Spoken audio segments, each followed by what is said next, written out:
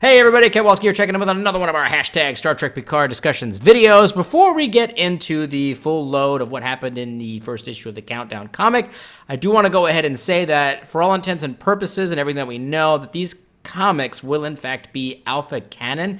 So there may be some spoilers attached to what's in these comics leading up into the Picard series coming out next year. So if you're not interested in getting spoiled, go ahead and click out of this video and check out another one on the channel. Okay, so this comic was pretty great. I'll get to my overall impressions at the end, but in order to properly recap everything and make sure I don't miss any of the details, I'm going to break it up into a few different sections, which is timeline, story, characters, and my overall impressions and feel from the actual comic itself.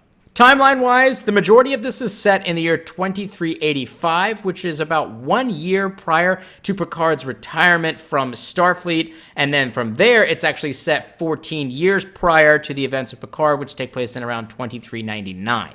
Story-wise, we get quite a bit of information. The first thing that we get, which we already kind of got teased from the stuff I covered the other day in my P2 videos, which is that Geordi LaForge, Commander LaForge, who is now in charge of the Utopia Planitia shipyards, is working on constructing a fleet specifically designed to help with the evacuation of Romulan colonies out of that particular part of the quadrant into Federation space, and he's doing that with Picard, who is in Romulan space working on manually evacuating Romulan colonies with, I assume, probably his ship and other Starfleet ships that are kind of just doing the best they can while they're waiting for this construction of this rescue fleet to be built and sent over there to start mass moving people out of there. And this whole process has apparently been going on for at least 4 years, which puts it right at the time period where Picard got promoted to Admiral and was taken out of the USS Enterprise E and put onto most likely the USS Verity to start up this entire special mission to help, resolve the Romulan colony situation. So that's why I kind of get that 4-year marker piece, because the comic takes place in 2385. He was replaced on the Enterprise in 2381, so it's likely to assume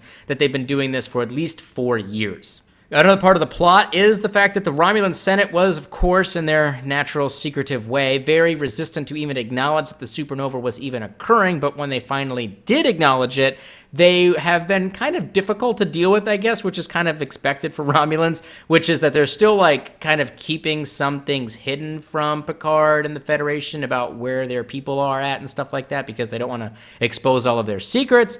But they have been open to the idea of getting helped by the Federation and Picard of relocating their people, which apparently, like I said, they've been doing for at least 4 years now. And it's been a difficult, slow process, and I'm assuming that with this construction fleet, the process would go much faster. So the main piece of the plot of this particular kind of, comic, I guess all that stuff is kind of to set the stage that we kind of learned in the first half. The second half of the comic is Picard and company are diverted to a colony named Uyat Beta. I don't know how I'm pronouncing that. Uyat Beta is the best I can do to help with an evacuation. The key piece being there that originally the Federation thought that colony was not even, in existence. They thought the planet was completely uninhabited, but they arrive and there's several thousand Romulan colonists there working on building, I think, working on vineyards, which I think is kind of a tie into some of the people that work on Picard's vineyard and are his caretakers probably also work on this, Romulan vineyard, but I'm sure that'll come out here shortly. But so they arrive there.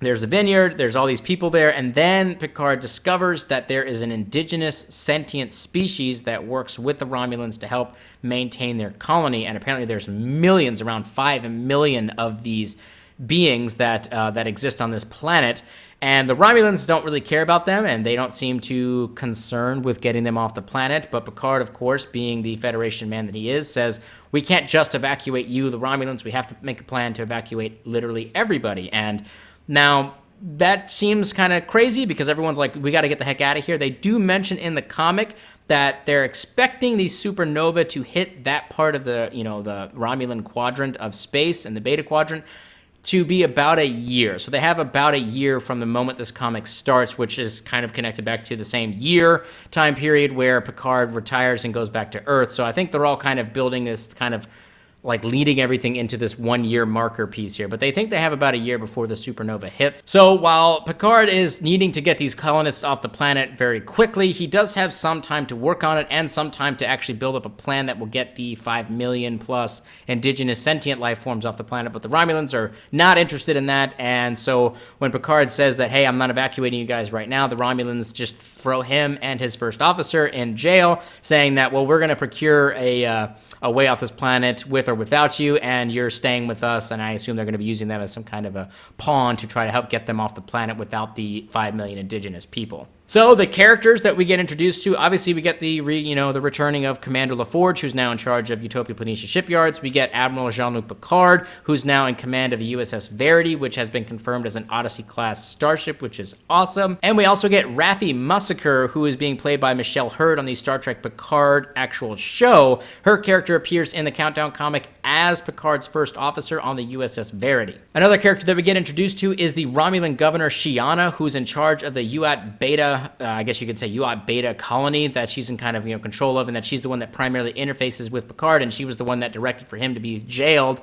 after he refused to evacuate just the Romulan colonists and not the indigenous life forms. Overall, my impressions of the comic are pretty good. Timeline-wise, they're definitely keeping things in focus here. I still don't know exactly when the supernova is going to hit. Based off of this, it seems like it's going to be slightly sooner than what we saw from the Star Trek 2009 film, and people kind of extrapolated a date based off of that. It looks like they're going to kind of narrow that down just a little bit there, but based off of all the other dates we have, it seems to be pretty much in line. The comic right now is taking place in 2385. His retirement is in 2386, and then the Picard show takes place in 2399, and they're saying that the year piece of the supernova hitting would put the supernova smashing into Romulus and that part of the quadrant space at around the year 2386, which I think is about 2 or 3-ish years earlier than what people were theorizing the Romulus supernova being at from the previous Countdown comic and Star Trek 2009. But overall, they're doing a really good job with trying to keep their dates in line. The only thing that I really kind of didn't like was that Raffi, who is, again, Picard's first officer on the Verity, refers to him as just JL, which I thought was just weird, and I think that's just kind of a holdover mentally from my experience with him, inside of TNG era and the TNG films, where everybody called him Captain Picard, and nobody would think to call him just JL, but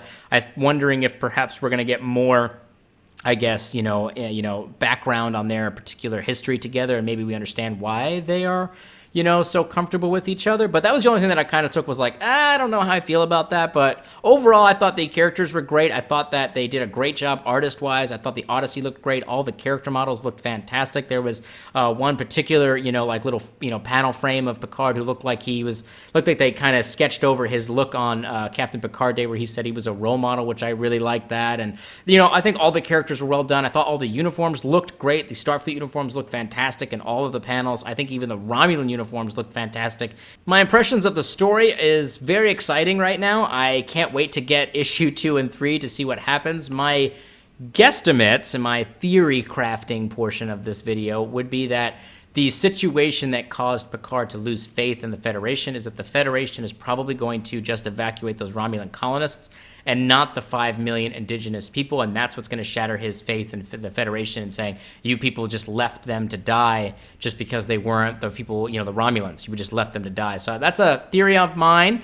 I don't know if that's going to be true or not, but I do believe that they will be obviously getting out of the brig that they're stuck in now. Those Romulans will be leaving at some point, and yeah, that's my guess, is that the 5 million people will be stuck there and that they're all going to die miserably from the supernova, and that's why Picard decides to retire after this whole event takes place. Anyways, guys and gals, that does kind of wrap up my discussion video for the Countdown comic. No shots of the Enterprise just yet, but we still have 2 more comics coming out. This is just the first of 3. And of course, we do have the tie-in novel that's going to be coming out right around the same time as the Picard show starts to ramp up on CBS All Access / Amazon Prime. So stay tuned for more updates, and this story is going to kind of slowly unfold and kind of get us set ready to go for the Picard show coming up, in 2020. So I'm very excited for that, and I really enjoyed it. So those of you who did get a chance to read it, I'm curious to hear what you guys thought. If you haven't got a chance to read it, you can get a digital copy on the IDW, publishing webpage. I'll link that down in the description for you to go out there. It's $4.99. I bought it.